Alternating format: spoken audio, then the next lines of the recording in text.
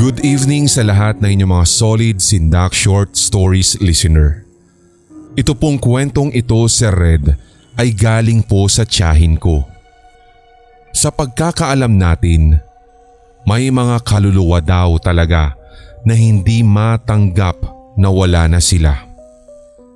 So itong kwentong ito ay kamakailan lamang pong ibinahagi sa akin ng tita ko nang siya po ay umuwi sa amin galing sa kanyang trabaho sa isang kilalang pawn shop. Siya po ay auditor doon. Isang araw nang siya po ay nagtungo sa isang particular branch nila, naikikwento ng mga staff na may mga customers daw na nagsasabing may isa pa silang kasamang babae sa loob ng kanilang opisina. Kahit ang totoo niyan ay dadalawa lamang talaga sila. Hanggang sa bigla na lamang umapaw ang kanilang kuryosidad kung kaya't tinungo nila ang CCTV at doon nga ay may napanood sila. Doon nga, Sir Red, ay may nakita talaga silang babae na kasama nila sa opisina.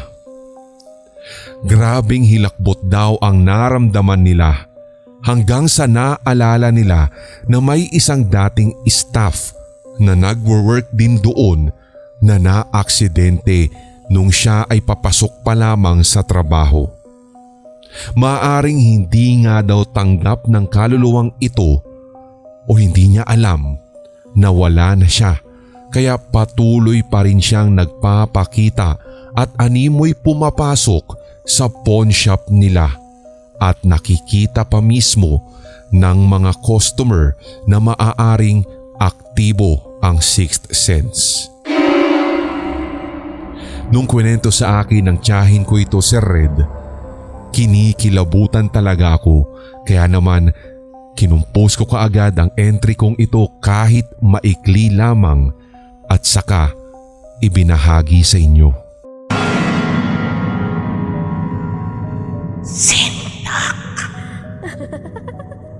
Ang kwentong inyong mapapakinggan ay tunay na karanasan ng aking tita. By the way, ako nga pala si Brian at isa sa mga avid listeners ninyo mapahilakbot at sinusubaybayan ko rin po lahat ng inyong mga posting sa Facebook page.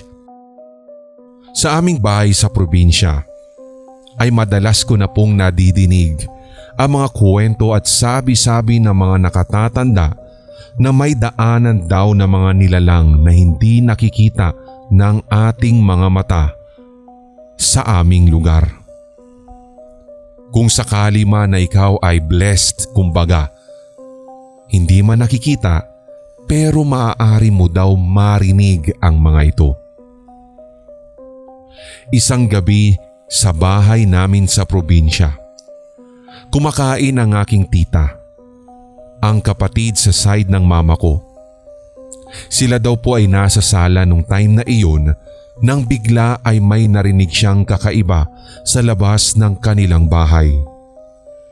So agad niyang tinignan kung ano yung ingay, pero laking gulat daw niya dahil wala daw pong kahit na sinong tao ang naroroon ng sandaling yun.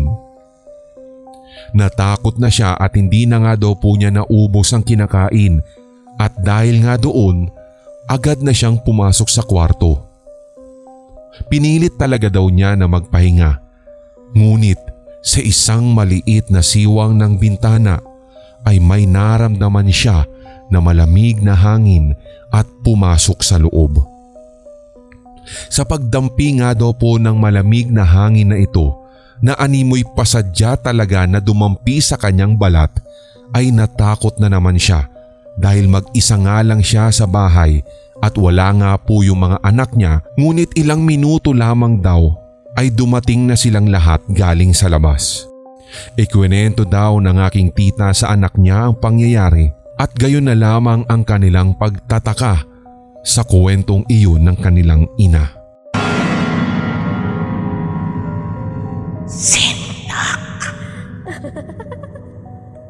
Hindi naman lingid sa inyong kaalaman na kapag sinabing Baguio ay marami ka talagang mapipigang mga kwento.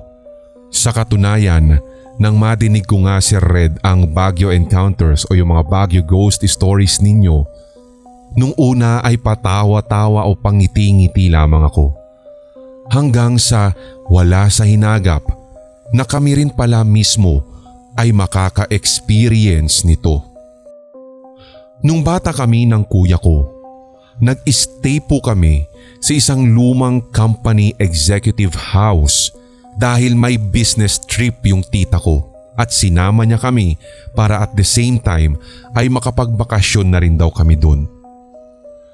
Eksakto kasi noon na nanonood kami ng horror movie sa sala nang marinig po namin yung galon ng tubig sa water dispenser na parang nag-blurp ng sunod-sunod. Yung tunog na parabang as if meron po talagang tao na kumukuha ng tubig nung time na iyon, given the fact na nasa sala po kaming dalawa ng kuya. Nagkatinginan kami at bigla na lamang din pong tumigil ang tunog. Sabi ni kuya, may nauuhaw siguro.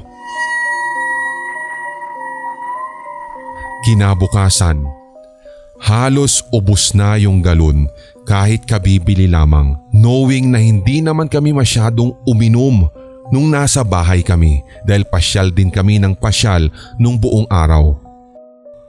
Pag uwi namin ng Maynila, kunento niya na meron daw po talagang babaeng nakatingin sa kanya na may sinister smile na siyang naglalaro sa naturang dispenser. In short, meron talaga pala kaming kasama doon na bukod sa unwanted ay uninvited.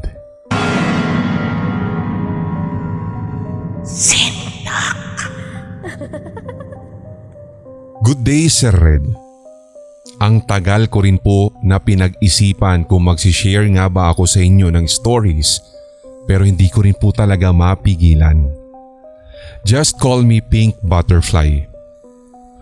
Itong first storying ito ay kwento lamang ni Mama at naganap daw po way back 1990s nung siya ay dalaga pa at nagtatrabaho bilang kasambahay.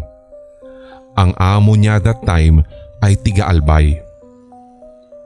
So close daw kasi si Mama noon sa mga amo niya and that specific day ay saktong birthday ng amo niya. So since malaki naman daw yung bahay ng amo niya, doon na napiling mag-celebrate. Kung pagbabasihan yung description ni Mama kaugnay ng bahay ng kanyang amo, malaki daw ito.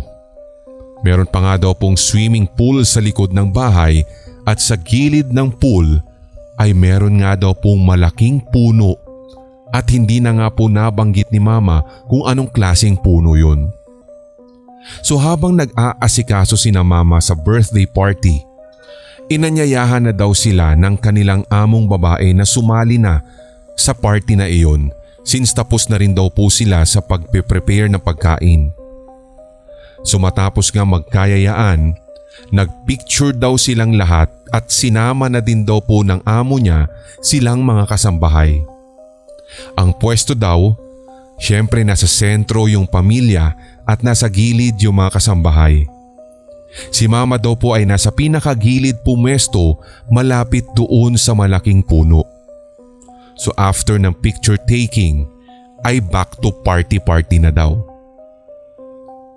Nang ma-develop nila yung pictures, laking gulat nila lalong-lalo na si Mama nang meron daw pong mamataan na parang figura ng isang white lady na katabing-katabi lamang ni Mama. Gulat na gulat sila noon at halos lahat ay napanganga dahil naintriga sa kung ano yung naroroon sa larawan. Pinagpasapasahan daw ni na Mama, ng amo niya at kung sino-sino pa yung picture na iyon hanggang sa tuluyan na nga itong nawala at hindi na nila malaman kung sino ang huling humawak. Ang sabi daw kay Mama, kapag nakakuha daw ng ganun, baka nais makipagkaibigan sa kanya ng white lady or meron daw itong nais na iparating na mensahe. Kung magiging mabait daw ang white lady, baka daw swertehin pa daw kung sino yung katabi nito sa litrato. Pero kung hindi, kapalit daw nito ay buhay ng magiging panganay na anak ni Mama. Buti na lamang daw si Red ay wala namang naganap na hindi kaaya-aya kay Mama. Mabuti at parang nakonclude pa nga nila na hindi kaya't bantay o kaya friend talaga ni Mama yung white lady na yon. Kasi ako po yung firstborn at kung sakaling naging totoo man yung sinasabing kapalit ang buhay na magiging panganay, edi sana wala na ako dito na nagkikwento. So ito naman pong ikalawang kwento ay own experience ko na po. Dito na po ito sa gawing Quezon City nang mapagpasyahan po namin na dito na po lumipat. Around 11 PM na iyon at nanonood ako ng mag-isa sa gawin ng sala. Sina Mama at yung dalawa kong kapatid kasi ay nasa kwarto na tulog. Nanonood ako noon ng Annabelle sa TV habang hinihintay ko pa si Papa na umuwi since nasa simbahan siya that time para sa CFC event nila. Nasa kalagitnaan na ako ng panunood nang magulat ako dahil may bigla pong kumatok sa pinto. Since wala pa sa bahay si Papa, expected kong siya na yung kumakatok.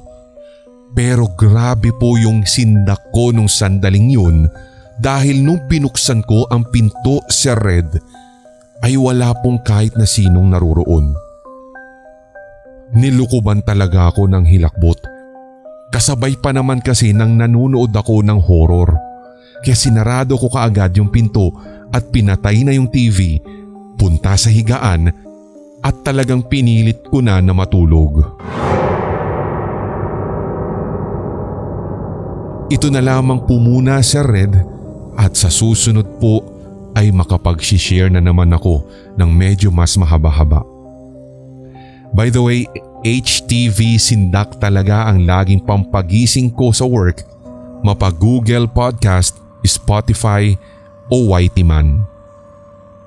Once again, maraming salamat sa pagbabahagi at pagpili ng aking istorya.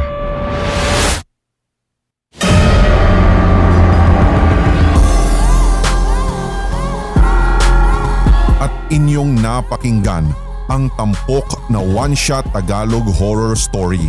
I-like, mag-comment at i-share ang episode na ito sa inyong social media, mga certified kasindak.